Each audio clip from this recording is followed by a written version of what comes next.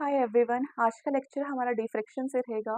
Diffraction से हमें question solve करेंगे, लेकिन क्वेश्चन सॉल्व करने से पहले हम डिफ्रैक्शन से रिलेटेड कुछ बेसिक टर्म्स के बारे में डिस्कस करेंगे। ठीक है, सबसे पहले डिफ्रैक्शन क्या होता है।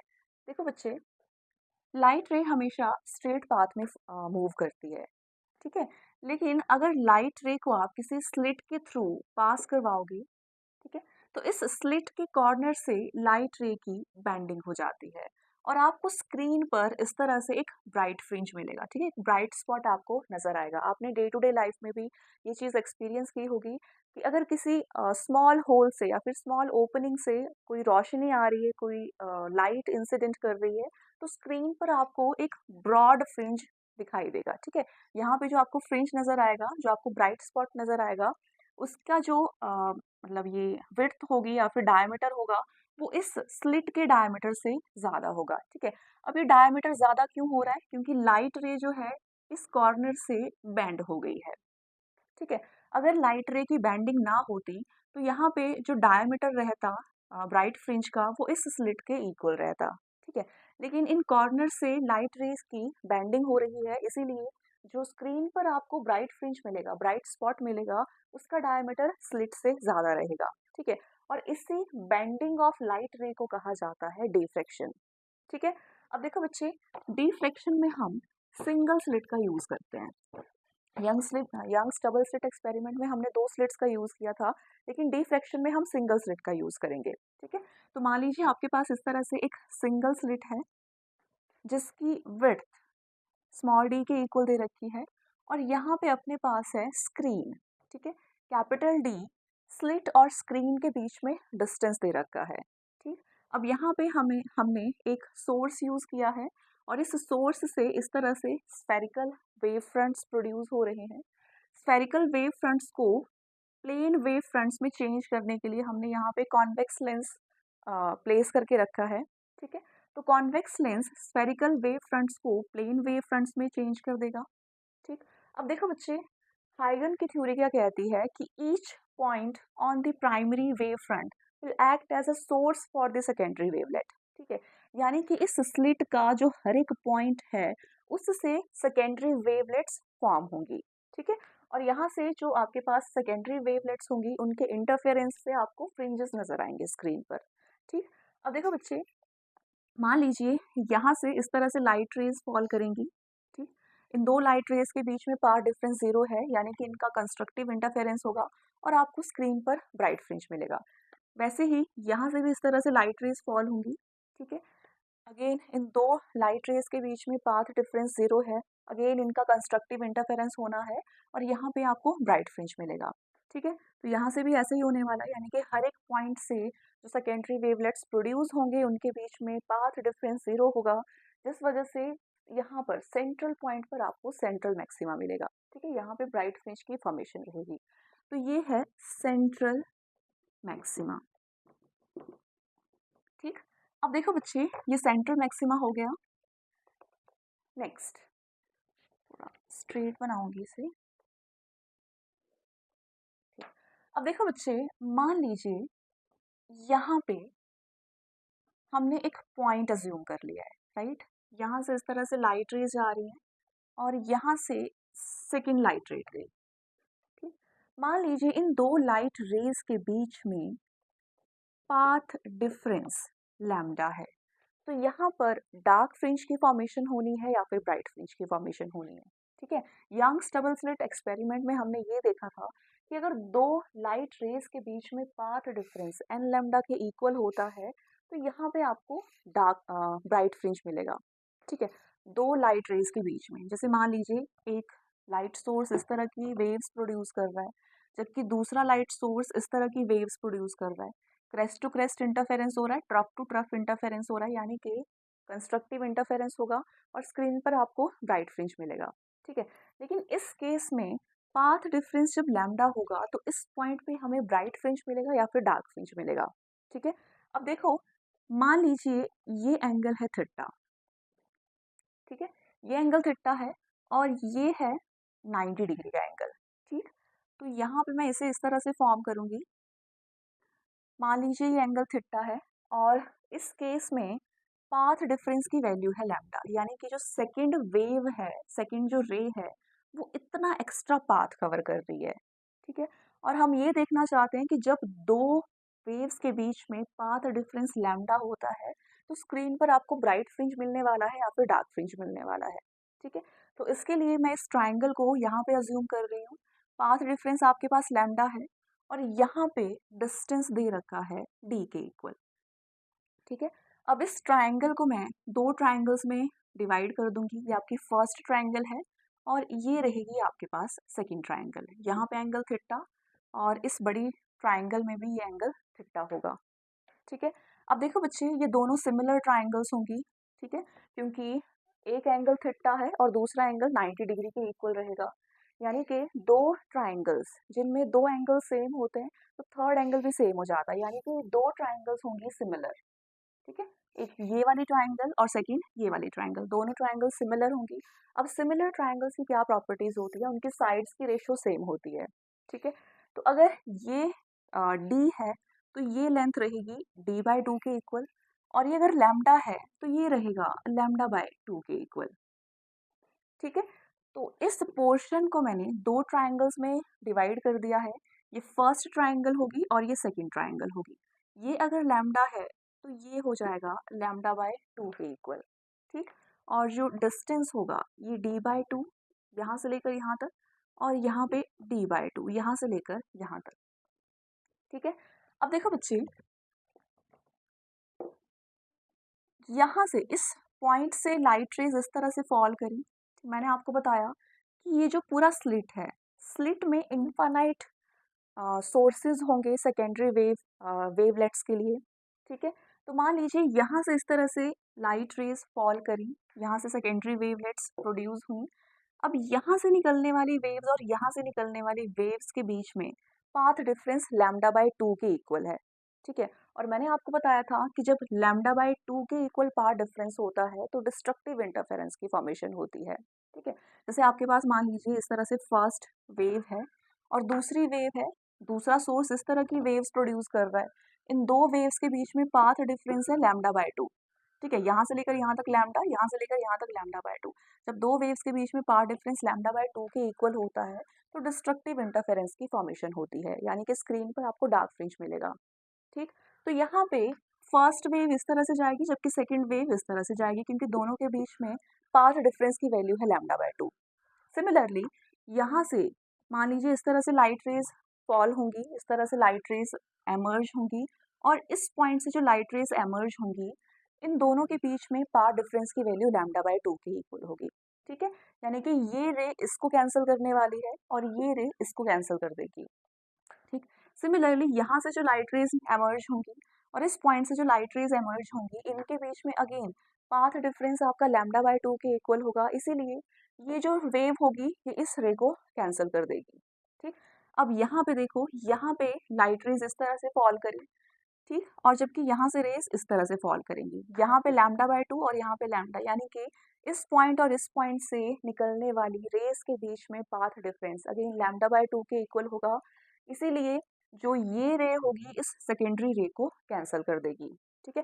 तो अल्टीमेटली हमने ये देखा कि इस पोर्शन से निकलने वाली सेकेंडरी वेवलेट्स इस पोर्शन से निकलने वाली सेकेंडरी वेव्स को कैंसिल कर दे रहा है, ठीक है, क्योंकि ये आउट ऑफ फेज हो जाएंगी रेज, यानी कि स्क्रीन पर आपको डार्क फ्रिंज मिलेगा, ठीक है।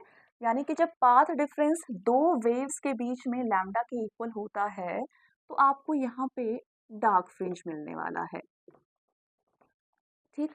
सिमिलरली अब देखो, जैसे मान लीजिए जब पाथ डिफरेंस दो वेव्स के बीच में टू लैम्डा के इक्वल होगा, तो उस केस में स्क्रीन पर ब्राइट फ्रिंज का फॉर्मेशन होना है या फिर डार्क फ्रिंज का फॉर्मेशन होना है।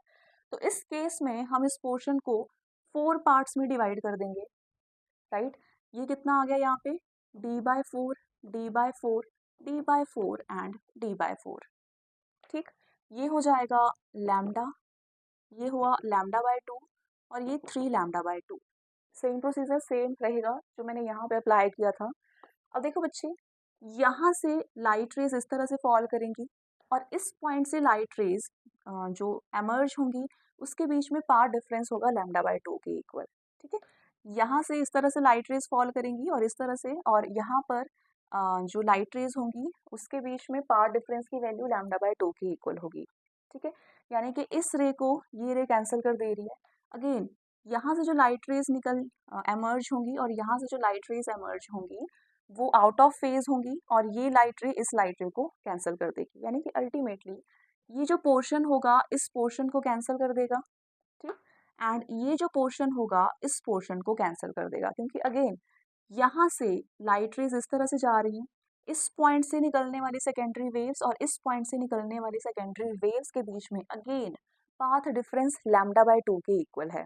ठीक है, और यहाँ से जो लाइट रेज निकलेंगी और यहाँ से जो लाइट रेज निकलेंगी उनके बीच में अगेन फेज डिफरेंस आपका पाई के इक्वल रहेगा या फिर पाथ डिफरेंस आपका λ/2 के इक्वल होगा, यानी कि ये जो पॉइंट होगा, ये जो रीजन है, ये इस रीजन को कैंसिल कर देगा।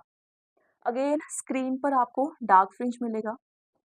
ठीक, तो इससे हमें ये पता चला कि दो वेव्स के बीच में अगर पाथ डिफरेंस 2 लैम्डा के इक्वल रहता है तब भी आपको डार्क फ्रिंज मिलेगा स्क्रीन पर। ठीक है, अब देखो बेटा,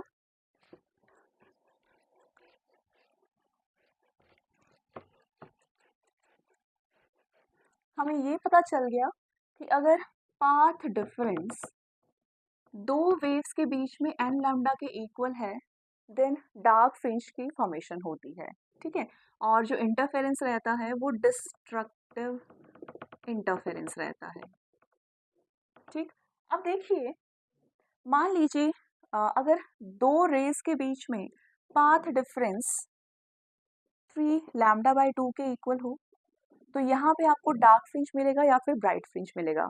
ठीक है, तो इस केस में हम दो रेज के बीच में पाथ डिफरेंस लेंगे 3 λ/2 के इक्वल। ठीक है, अब इस पूरे पोर्शन को हम 3 पार्ट्स में डिवाइड करने वाले हैं।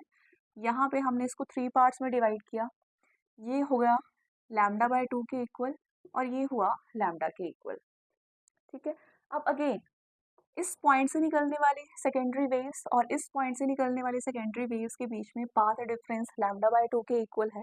सिमिलरली इस पॉइंट से निकलने वाली सेकेंडरी वेव्स और इस पॉइंट से निकलने वाली सेकेंडरी वेव्स के बीच में पाथ डिफरेंस λ/2 के इक्वल है, और इस पॉइंट से निकलने वाली सेकेंडरी वेव्स और इस पॉइंट से निकलने वाली सेकेंडरी वेव्स के बीच में पाथ डिफरेंस λ/2 है, यानी कि ये रीजन इस रीजन को कैंसिल कर देगा।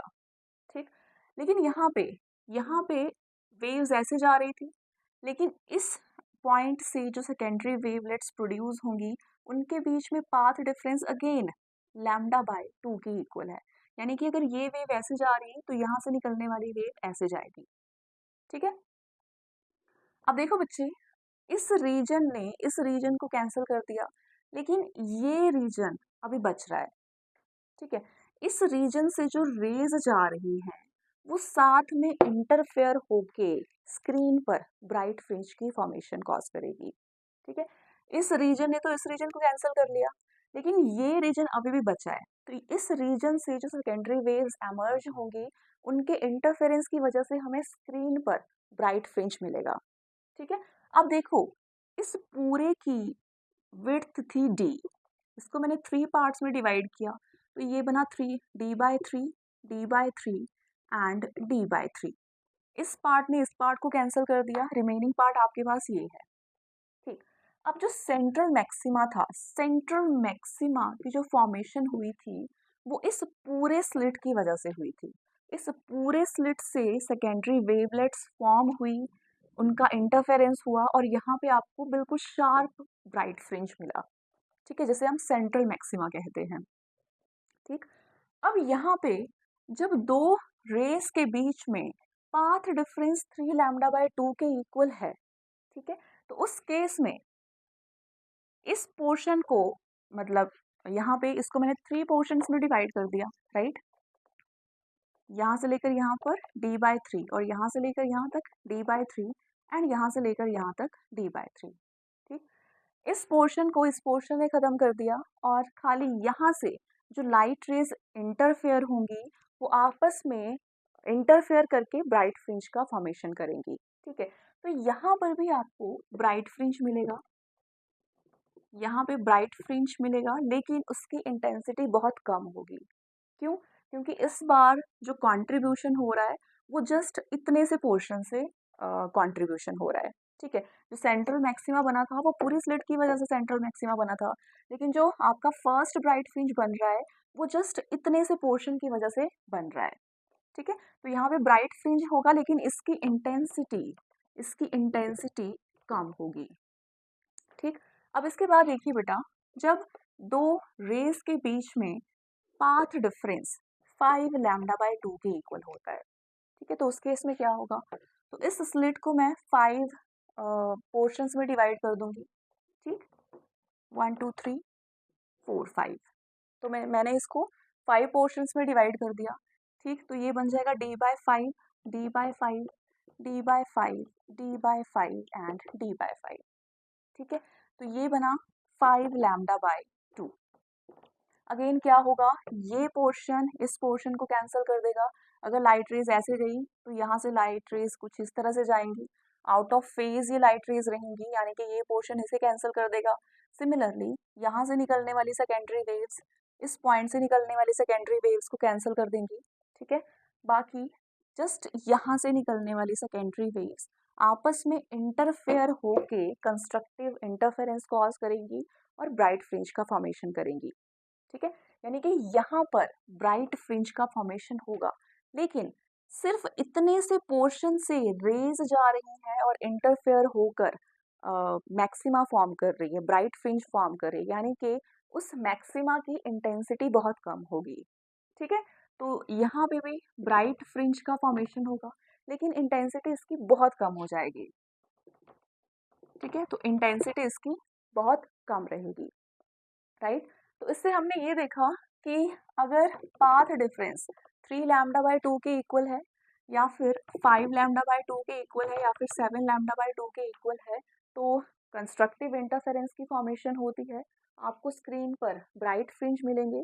तो इसे मैं जनरलाइज्ड फॉर्म में लिख सकती हूँ कि अगर पाथ डिफरेंस दो वेव्स के बीच में 2n+1 लैम्डा बाय 2 के इक्वल होता है, तो उस केस में कंस्ट्रक्टिव इंटरफेरेंस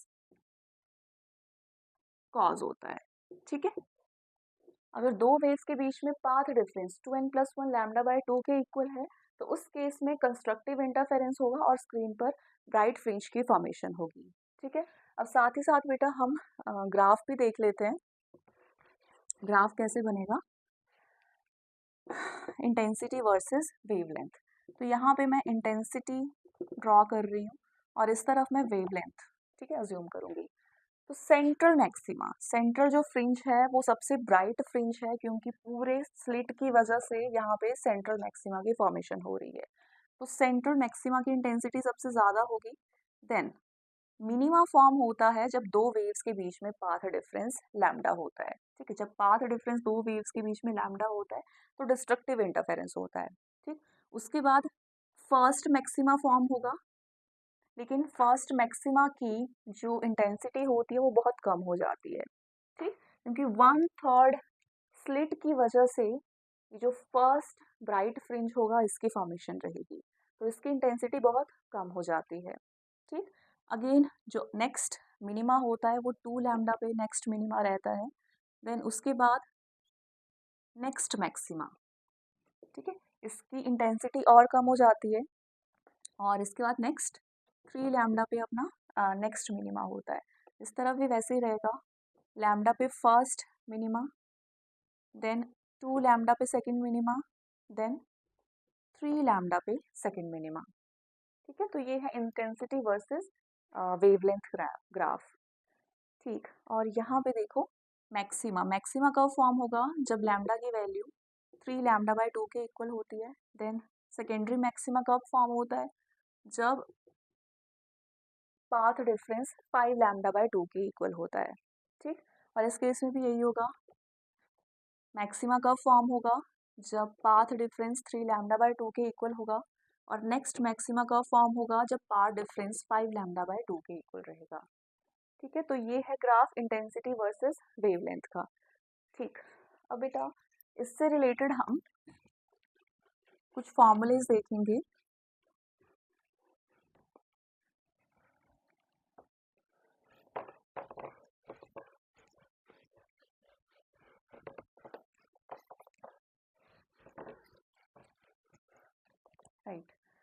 यहाँ पे अपने पास स्लिट दे रखी है और ये है स्क्रीन।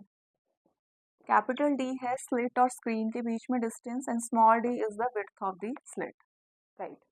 अब देखो यहाँ पर सेंट्रल मैक्सिमा की फॉर्मेशन हो रही है, ठीक। ये अपने पास सेंट्रल मैक्सिमा है मान लीजिए, और ये है स्लिट जिसकी विड्थ स्मॉल डी के इक्वल दे रखी है।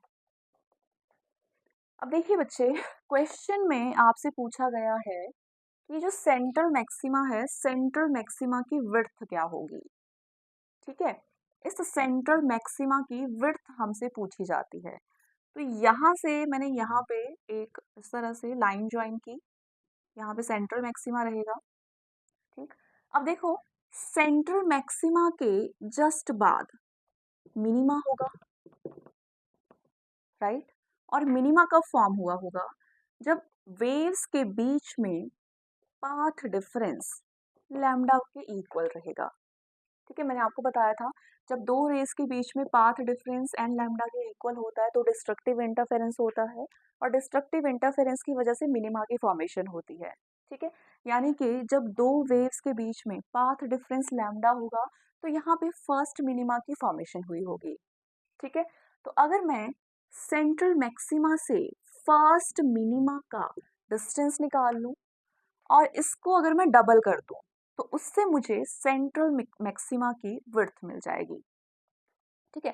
फ्रिंज विड्थ मुझे कैसे मिलेगी, सेंट्रल मैक्सिमा की, अगर मैं सेंट्रल मैक्सिमा से फर्स्ट मिनिमा तक का डिस्टेंस निकाल लूँ और इस डिस्टेंस को अगर डबल कर दिया जाए तो उससे मुझे सेंट्रल मैक्सिमा की फ्रिंज विड्थ मिल जाएगी, ठीक है।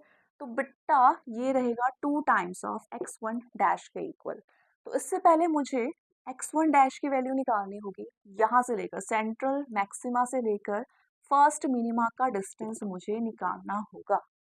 तो वो कैसे निकालूंगी, देखो ये है आपके पास एंगल थीटा, राइट। तो अब देखो बच्चे, ये स्मॉल डी और ये जो पाथ डिफरेंस, राइट। अब इस ट्राइंगल से मैं साइन थीटा की वैल्यू निकाल सकती हूँ। तो ये बनेगा sine theta is equals to, okay, path difference divided by small d, right. तो ये बन जाएगा sine theta is equals to path difference, जब पाथ डिफरेंस लैम्डा के इक्वल रहता है तो यहाँ पे फर्स्ट मिनिमा की फॉर्मेशन होती है, डिवाइडेड बाय स्मॉल डी, ठीक है। तो ये बहुत इंपॉर्टेंट फॉर्मूला है अगर सेंट्रल मैक्सिमा की एंगुलर जो सेपरेशन है, ठीक है, अगर एंगल पूछा गया है, एंगुलर विड्थ अगर आपसे पूछी गई है तो आप इस फॉर्मूले का यूज कर सकते हो, ठीक है। तो ये बनेगा sine theta is equals to lambda over d, important formula है अगर सेंट्रल मैक्सिमा की आपसे एंगुलर विड्थ पूछी गई है तो आप इस फॉर्मूले का यूज करेंगे, राइट। सेकेंडली बेटा, यहाँ पे हमें x डैश की वैल्यू निकालनी है, तो इसके लिए मैं थोड़ा सा कंस्ट्रक्शन करूंगी, इस तरह से लाइट रेस को ज्वाइन, यहाँ पे लाइंस को ज्वाइन करूंगी, ठीक। तो ये एंगल अगेन थीटा होगा, ये एंगल थीटा है तो ये एंगल भी आपका थीटा रहेगा। अब इस ट्राइंगल से, ये जो दूसरे ट्राइंगल्स है, इस ट्राइंगल से मैं टैन थीटा की वैल्यू निकाल सकती हूँ। सो टैन थीटा हो जाएगा perpendicular upon base, perpendicular is x1 dash divided by base is d, ठीक है। एंगल्स बहुत स्मॉल हैं तो इसीलिए साइन थीटा को थीटा की फॉर्म में लिखा जा सकता है, लैम्डा ओवर डी के इक्वल हो जाएगा, और टैन थीटा को भी थीटा की फॉर्म में लिखा जा सकता है, x1 dash divided by capital D हो जाएगा, ठीक है। यहाँ पे थीटा, यहाँ पे theta, left hand side same है तो राइट हैंड साइड भी हो जाएगी सेम, ठीक है। तो इन दो इक्वेशंस को कंपेयर करेंगे तो आपके पास आएगी value lambda D is equals to x1 dash divided by capital D. It implies x1 dash is equals to d lambda over small d, right. तो यहाँ से मुझे x1 डैश की वैल्यू मिल गई। अब देखो बच्चे, हमसे सेंट्रल मैक्सिमा की विड्थ पूछी है, तो x1 डैश की वैल्यू हमने निकाल ली है, तो बिट्टा की value, therefore beta is equals to 2 times of d lambda over small d। So beta is equals to 2 d lambda over small d। ठीक है, तो इस फॉर्मूले से आप सेंट्रल मैक्सिमा की विड्थ निकाल सकते हो, फ्रिंज विड्थ निकाल सकते हो। ठीक है, so fringe width of central maxima is equals to 2d lambda over small d. ठीक, तो इसी फॉर्मूले का यूज हम अपने क्वेश्चन में करने वाले हैं। ठीक है, क्वेश्चन में आपके पास गिवन है the light of wavelength 600 nanometer is incident normally on a slit of width 3 millimeter. Calculate the linear width of central maxima on a screen kept 3 meter away from the slit. आपके पास capital D दे रखा है 3 metre, screen और slit के बीच में distance दे रखा है 3 metre के equal, and slit width यानी कि स्मॉल डी की वैल्यू आपके पास दे रखी है 3 मिलीमीटर के equal, and lambda is equals to 600 nanometre. आपसे पूछी है the linear width of central maxima, यानी कि सेंट्रल मैक्सिमा की लीनियर विड्थ क्या होगी, यानी कि बिट्टा की वैल्यू हमसे पूछी गई है, और बिट्टा की वैल्यू निकालने के लिए हम इस फॉर्मूले का यूज करेंगे। राइट, तो इसकी जरूरत मुझे नहीं है, इसे मैं हटा सकती हूँ।